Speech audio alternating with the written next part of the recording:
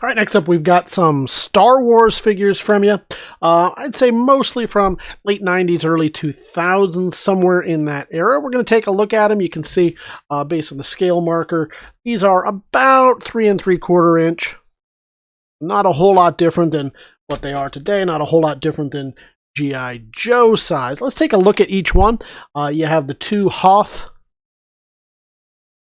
disguises, or outfits, or uniforms, whatever you want to call it, or what we believe to be Han Solo. You can see the shoulders, hips, about it, head, articulation. We'll drop them. We will, that right here, you can see all of that, and the same for his counterpart over here, which appears to be Luke. Perhaps it's just a similar head sculpt.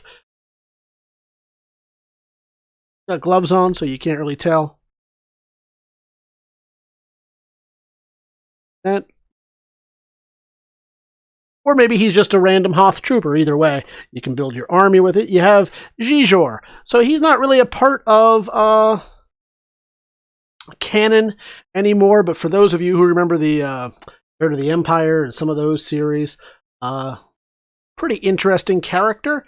And since they're probably not going to make too many more of him anytime soon, here's an opportunity to get him. Same shoulders, hips, and a little bit. Is he articulated at the head?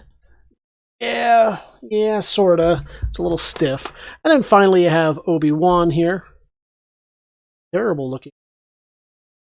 Not sure what's going on with the head sculpt on him. Does he have some kind of schmutz on him? He may have been rubber banded and it rotted, maybe? I'm not sure.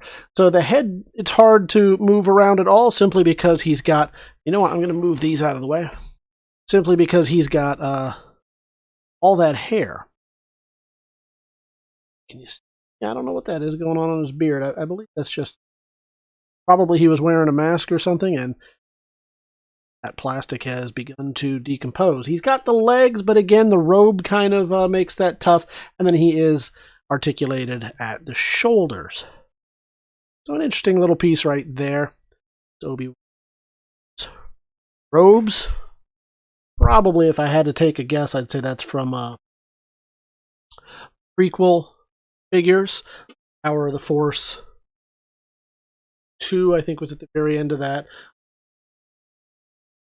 Blue-carded one, etc. And then lastly, we throw this in as well. Along with these, the blue-carded ones, oftentimes you'd have little launchers that would have forced or blast or whatever it is. This came to us with one of those collections, so we thought we'd throw it in there. So check it out. Head on over to TheBigToyAuction.com. You can see this and all the other items. This is your collection of 4 various Star Wars figures.